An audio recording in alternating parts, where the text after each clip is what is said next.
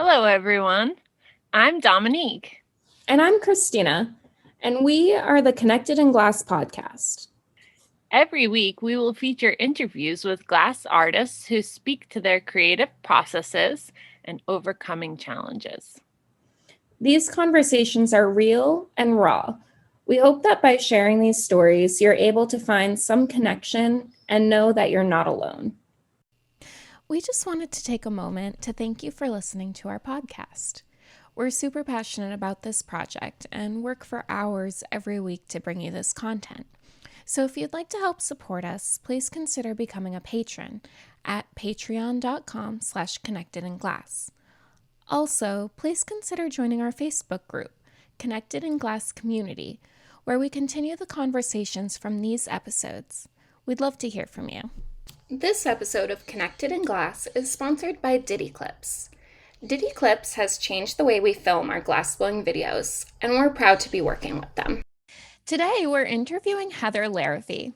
She's a glass artist based in New Hampshire who's been working with glass since 1996. Hello. Hi. Hey, how are you? Great. We're so excited to have you. I'm very excited to be here. Thank you. All right. So first we want to get to know you, maybe skip the glass part of your life right now. Just tell us a bit about yourself, where you live, and what you do besides glass. Sure. Wow, where to start? So I live in New Hampshire. I've lived here for a long time, but I'm originally from the Midwest. Moved around a lot. My dad was in the Air Force, so that's how we ended up moving around a lot. Let's see, what do I do for fun? So I do a lot of things. I like to garden outside in my tiny little backyard garden when it's nice out. I'm also a certified yoga teacher. So that's a big part of what I do, although during the past couple of years, that's kind of taken a different turn. Have to adapt and flex. And yeah, I mean, I like a lot of folks, a lot of artistic folks. I like to go see new places, museums, check out other art, do fun things where I'm just kind of getting creative influences. And then when I'm not working on glass, I am, working, making that money.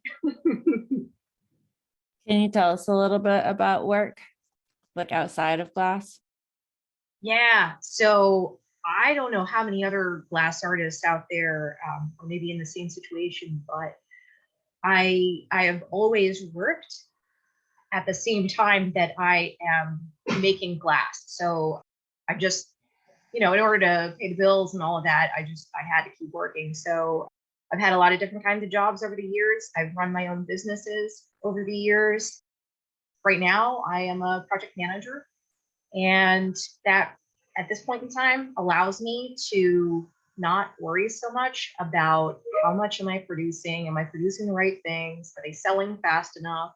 Now I can kind of relax that a little bit and dive more into maybe experimental ideas or sculpture that is totally impractical, but it allows me to explore my ideas and have fun. Totally. Okay. So can you tell us how you started with glass a long time ago? Sure. I'm a second generation glass blower. My uncle Mike on the West Coast has had his own neon company for almost 50 years, and he recently retired. So I always had this awareness of glass blowing from him. Granted, his field is slightly different than a lot of our colleagues. He's a neon bender. I don't think he's ever actually worked at the furnace or worked on the torch like a lot of us have. I don't think he's ever done casting or anything like that. But because of his work, I always had this awareness that glass blowing was a possibility. So the way I actually got started was the local stained glass shop. I just thought, well, hey, this is kind of cool. Why don't I try stained glass? And I did that for a little bit. At some point, the owner offered like an afternoon bead making class where I got to use Moretti glass and a little hothead torch, and I was hooked. And I kept bugging her, how do I make marbles? And I think I just kind of drove her crazy But that's really what sent me down the hot glass rabbit hole. And at that time, we're talking late 90s, YouTube did not exist. There really were no other glass artists in my area. So there were no exchanges of ideas, information. It was a lot of trial and error and VHS videos, maybe like one or two at the time, and some books. But in 2003, I learned about the Corning Museum of Glass.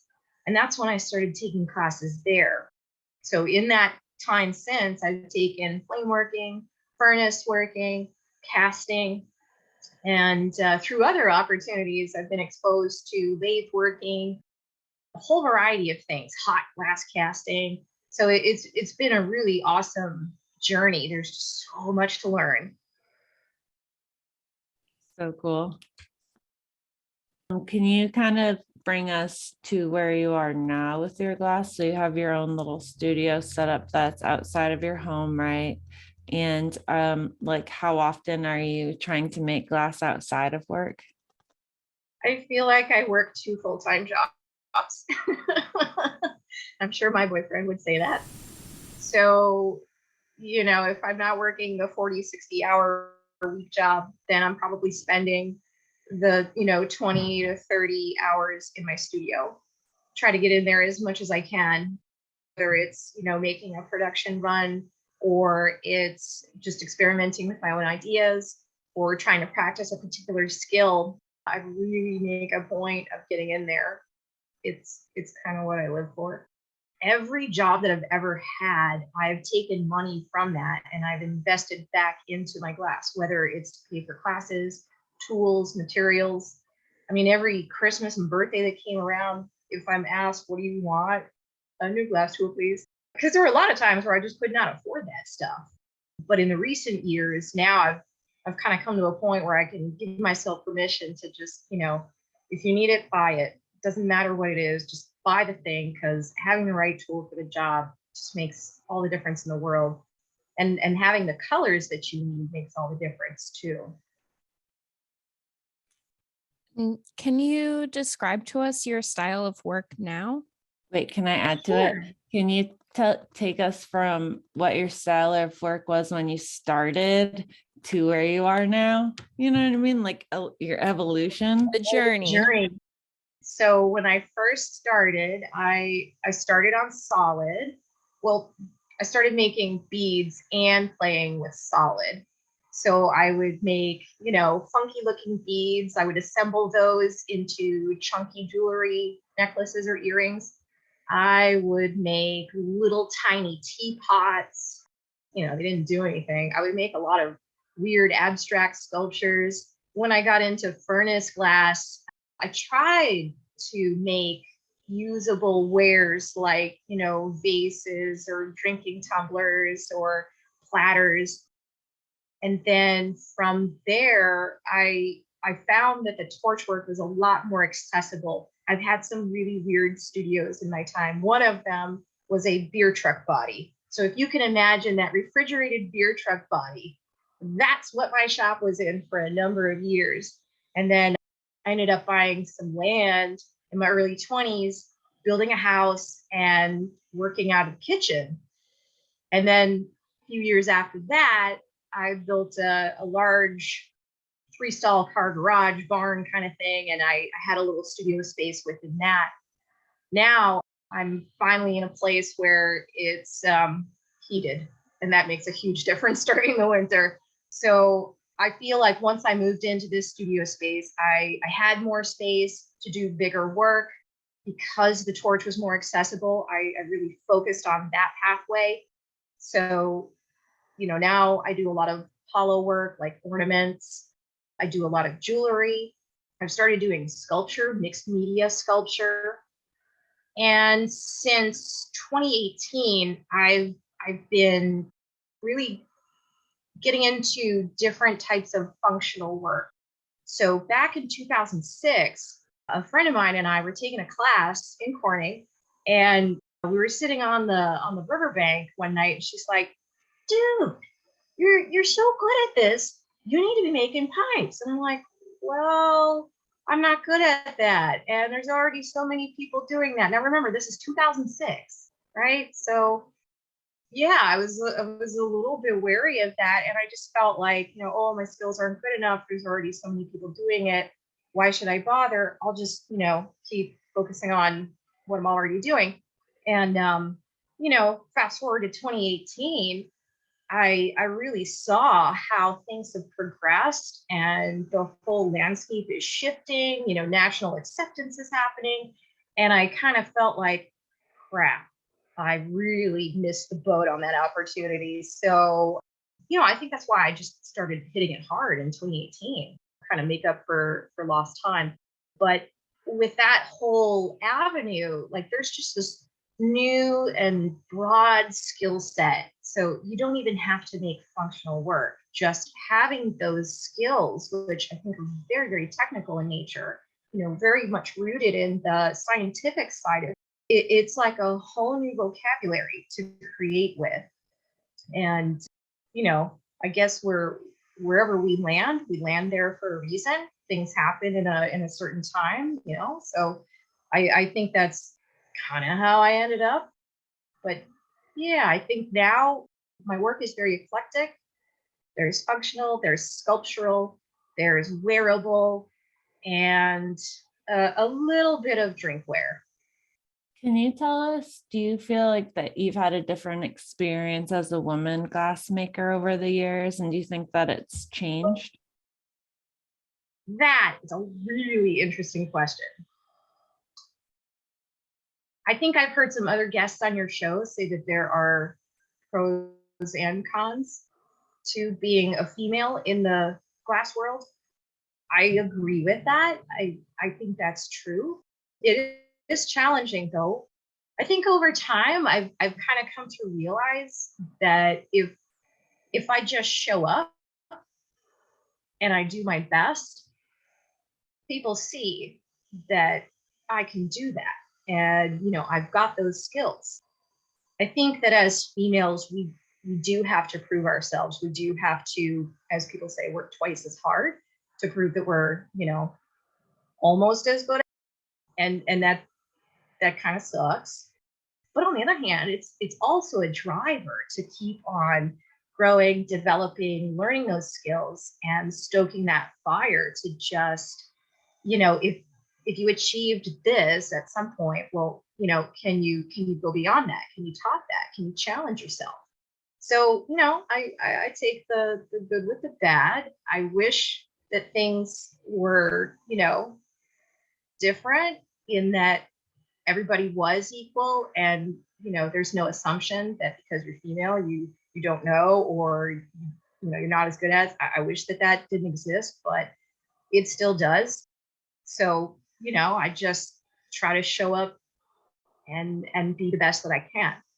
One thing that I think is another positive driver out of that is that we do, anybody who you would say is marginalized or is a minority, I think that we have an opportunity to not only show up as our best selves and present our best work, but we also have an opportunity to bring others with us, others who may be like us or similar to us. We have this opportunity to create our own lane in a way and step up and provide opportunities that maybe we individually didn't get, but we can share that with someone else. We can give that opportunity to someone else.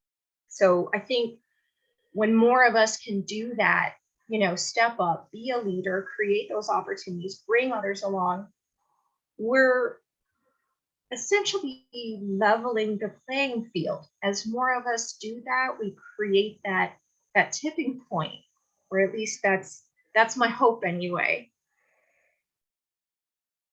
Such a good answer. Mm-hmm. I was wondering, how do you shift your brain from doing your project manager, like normal people job, quote unquote, to going in and working on the torch for so long and like continue being productive? That is a great question. I don't always feel productive. There are many days where, I go to the studio and I'm just like, what am I doing? I have a sketchbook full of sketches, but what am I even doing today? And lately I've been hearing some feedback from other really talented, successful artists that they experience the same thing, which for me is very reassuring. Like, oh, okay, I'm not the only one. It's hard to keep it all burning and flowing every day, every minute. So what I started doing, and again, reassurance when I hear that others are doing this when they're faced with the same problem, is just going in and saying, all right, so I'm not going to focus on making some big idea, but maybe I just focus on a particular shape or a technique, just kind of skills, drills, that sort of thing, or maybe making some prep for things that I know I'll use later. That I feel like as long as I keep, hands on the glass, something will eventually click, you know. I've heard several artists say that if they don't feel in the right mindset that day, they know that if they try and make the great big piece or whatever, it's going to go wrong because they're just not in the right frame of mind. And I think there's a lot of truth to that. I've experienced it myself. And I think when we can be self-aware enough to be like, ooh, really not feeling it today, that's when we can just kind of give ourselves that space. Some may call it grace to just, maybe we save that big piece for tomorrow and instead just work on, some other things, some low risk things, just to get ourselves, back on track. So when you do have really great ideas, what's your process for getting them out? You said like sketching them out. Do you have a sketch pad and you kind of write it out that way? Are you able to like visualize it or? I do. So in my prior life, I was trained as an engineer, an architectural engineer. So I had a lot of training in drafting, whether it was, drafting by hand or using some kind of CAD program. That really helped me to be able to think through how am I going to, not only draw this thing on paper, but how will I construct this thing? How will I engineer this thing? So I might get a flash of a vision in my mind, and then I'll just go to a sketchbook, do a rough sketch. Depending on what that design is, sometimes that rough sketch is enough for me to just get on the torch and start making the thing. But since I started learning more about scientific glassworking and making functional work, like say recyclers, I've been able to dial in precision work. So I'm using calipers, I'm taking measurements, or maybe I'm taking the measurements out of my head, I'm putting it all on paper, very similar to how I would if I were drafting up architectural plans for a building. It's made a world of difference. When it's abstract, though, I often don't care about the precision. But if I'm trying to make something that has a lot of components that need to fit correctly, being able to be precise and draft precisely is so helpful. So I'll go from that vision in my head to drawing it on paper to going into problem solving mode. How do I engineer this so that I can actually make this? Sometimes that works first time, and other times it doesn't, and it takes me a few tries. I love working with color because if it works out in the end, now you've got this really cool thing with pretty colors. But I also value prototyping. So I know for me, sometimes I just have to like remind myself, like, you don't have to make it perfect on the first try. You can do some prototyping. And the prototyping is really valuable. One, if you prototype in clear, now you're saving money, practically making money. But you can go through the process and find, oh, so that construction approach that I thought would work didn't work. Here's what I need to do differently next time. It provides a lot of real-time learning, which I value. That's typically how my process goes. With all that thought and all the work, and even just like building up your hand skills, how do you calculate that into how you price the work? Ooh, I like that question. So I also have a business background.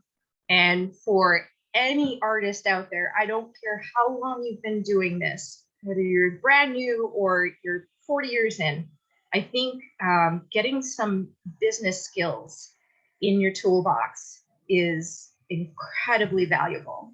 And you don't have to, go to college for it. It doesn't have to be that formal. Maybe it's just some YouTube things. But understanding how to quantify your time and your materials and then translate that into your pricing is so key. I see too many of us going out there and, really needing to make the money to eat, to pay the bills. And we end up underpricing ourselves. But not only that, we end up underpricing or undercutting our colleagues. So when buyers, whether it's a shop buyer or it's just, a visitor, they're confused and don't understand that value. And I think we can also flip it to say that if we are undervaluing our work in terms of price points, we are also undervaluing what we put into it. And I may go as far as to say, in some cases, we may be undervaluing ourselves and the value that we bring, just in general. So I think that a lot of consideration does need to be taken into account. But I think, just strictly, purely mathematically, it's pretty easy to just, hit the timer and, track your time, write it down, calculate. If you're doing mass production like ornaments, it's pretty easy to figure out how many minutes per piece did it take you to make. And then, figure out what you want to make per hour. For some folks, they want to make $1 a minute. So that's 60 minutes. And, if it took you 5 minutes to make that ornament, okay, do the math. That's your dollar, your wage per hour. And then factor in your materials costs, so take out your scale or take out, maybe a measuring tape or, whatever measuring device you have, but then figure out how much material did you use from your bulk tubing or your colored rod or whatever. And I think, especially in the borosilicate world, where there are certain brands or even colors that are much more expensive than others, I think that also needs to be taken into account. Now, if you have a production line where maybe you have a range of colors and one is much more expensive than the other, sometimes you don't necessarily need to make a pricing adjustment because the one makes up for the other. So let's say maybe the pink tubing is more expensive than the cobalt blue tubing. If you sell many more cobalt tubing, you're going to make up for, what you spent on the pink. So that's easy. But then there are other times where, maybe that one brand costs you 140 a pound, where the other brand is maybe 40 a pound. You do need to make that adjustment. And, if you're putting any kind of embellishments on it, again, any material cost that you're adding to your product, you need to account for that. Any business does that. So I think we should too, as artists. And I think the more we do that, the more we price accordingly and appropriately, the more we can educate consumers and shop owners about the value of handmade craft art. It's not enough just to say, well, the price is based on the size of the object or what it looks like or what it represents. You need to take into account the labor and the materials costs as well. I hope that helps. So good. So good. I'm so glad I asked you that. I get kind of passionate about that one because I've done it. I kick myself for it. I've learned the hard way that is not the right way to build a business. So I really try to just share that message wherever I can. Can you tell us about yoga and how you integrated those two passions together? Definitely. So back in 2016, I took a month off and I went to the Kripalu Yoga School out in Berkshires, Massachusetts, and really did an intensive yoga teacher training. In that process, I obviously, got benefits physically and, felt different. I had a yoga practice practice. But when you're doing that, like, I don't know, 20 hours a day, every like 6 days of the week, one day off, it gives a new perspective. So in that process, I started thinking about my fellow artists and how we do these different things with our bodies. And then we stop the process and we go do something else. And that accumulates. So I started thinking, well, if I'm feeling this sensation in my back, my neck, whatever, and doing XYZ yoga poses and helping me feel better, maybe my fellow artists would like that too. So that's really what got me on the journey of combining yoga and glass. On a drive to the Corning Museum of Glass, I got this wild idea. What if I were to combine teaching glass and yoga? Nobody was doing that. And I thought this would be such a great combination, whether you're new or experienced. What a great way to kind of fuse these two things together. And I think as a lot of us are maturing in our life journey, we're feeling that wear and tear on our bodies. And not all of us know that ergonomically there could be a better way to position our bodies when we're doing certain moves, or maybe, just taking breaks more frequently and doing some stretches or strengthening. There are things that we can do to help lessen the wear and tear on our bodies and to conserve our energy for, the next day or the next big piece or that kind of thing. So you've been traveling and teaching that? I have. I think it was sometime in 2018, I was invited to the Corning Museum of Glass to teach a glass and yoga class there. So I did that a couple of times, and that was really, really cool. And it was a really unique way to kind of bring everybody to that creative place.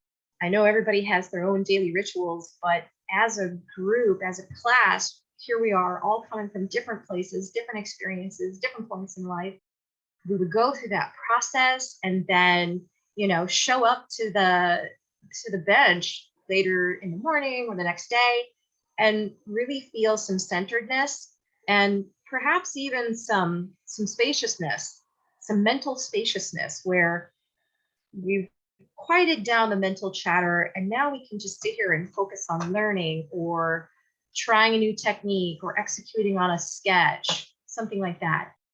And I think, even just like shaky hands, right? If we're not breathing deeply enough, if we're not engaging the diaphragm, if we're only breathing from the chest, we're really not getting enough oxygen into our bodies. So sometimes our hands can start to shake, especially when we're trying to do small detailed things. So I was wondering, what is your personal definition of success? And do you feel like you are quote unquote successful? Oh, that is a really hard one. Geez, I really kind of struggle with that definition of success. I think it depends on what lens you're looking at it through. I think, job wise, yeah, I probably meet that definition. I think if I were to look at it through the lens of my life story, yep, probably meet that definition. But there are a lot of times where I look at it through the glass lens and, out come the comparison gremlins. And I'm like, well, I've been at it for a long time. I should be like that person or that person with, all these shops and all these accounts and making all this money, but I'm not. Or I should have a fan base that's XYZ numbers. So yeah, that's a tough one for me. But I think that's also what drives me to keep doing more, and not necessarily more in like, just making more stuff, but like strategically, what can I do that will help get me to the place I want to go? It helps me to evaluate my path or direction that I'm currently on. and measure that against where do I want to be, or, what is it that I'm trying to achieve at some point. I try not to set deadlines with that kind of thinking because that can be very limiting. But for example, teaching, that's been something I've wanted to do for a very, very long time. I've taught informally, someone comes over to my studio. I taught at some other local places, but I really wanted to teach at some of these places that, we're all familiar with, or that we've taken classes from. For me, that was a major goal. So I made some changes so that I could move towards that goal. And I'm really excited that I found success with that. Unfortunately, COVID kind of put a damper on that, and I had to do a major pivot. So I think another example of kind of looking at strategic planning, decision making, and figuring out, what do I want to be doing? I took the year 2019 off from the jobby job. I was like, that's it. I'm going full time with glass. That's it. Bottom line, done. And, 2019 came and went. I saw my revenue and I was like, awesome. It's not enough, but let's double it for 2020. And everybody knows what happened in 2020. In February, I really saw the writing on the wall. People were canceling classes. They were everything. Like all the projects fell through. Everything just ground to a halt. And I made the pivot to go back to the full-time jobby job. And that was a tough one. But financially, it was the right decision to make. If I want to continue being a glassblower and, pay my studio rent and pay my house rent, I had to do it. So that's, kind of where I'm at. And I think that's why I have a hard time answering the question about success as a glass artist. There are pockets where I feel very accomplished and successful. There are areas where I feel like I still have a long ways to grow. And there are areas where I feel like, yeah, I'm almost there. I'm almost there, but I just need to do a couple more things and then I'll be there. But I think as a lot of us do, we maybe change the goals, which is good, challenge ourselves, stretch ourselves. I don't like staying in kind of a box. I don't like just doing one thing always and forever. So from that point, I feel successful in that I've been able to kind of pivot and adapt and do a lot of different things. But I am not that artist who sells those $100,000 pieces as much as I wish I was. It's a goal. I don't know if I'll ever achieve it, but that's where the jobby job comes in, because that gives me the freedom to dive into my glass, to dive into my yoga, and do what I want to do. So, I'm all about learning. I'm a lifelong learner. So I guess that's my bias, but I really believe there's a lot of benefit to exposing yourself to new ways of working, new methods, new materials. Maybe there's some other class, some other, topic that you're interested in, and that's going to help keep you broadening your horizons. You get all kinds of ideas. You never know where the inspiration is going to come from. And I just think having, that more well-rounded, broad perspective just makes for a better, fuller artist experience, artistic output. That's living, I guess. Taking it all in, that's living. Totally. Mm-hmm. So good. Well, thanks so much for all your time and for sharing so much. Yeah, thank you. Yeah, of We course. appreciate you. Thank you so much for listening to this week's episode of Connected in Glass. Make sure to follow us on Facebook and Instagram for more information on the artists we interview and for updates on the podcast.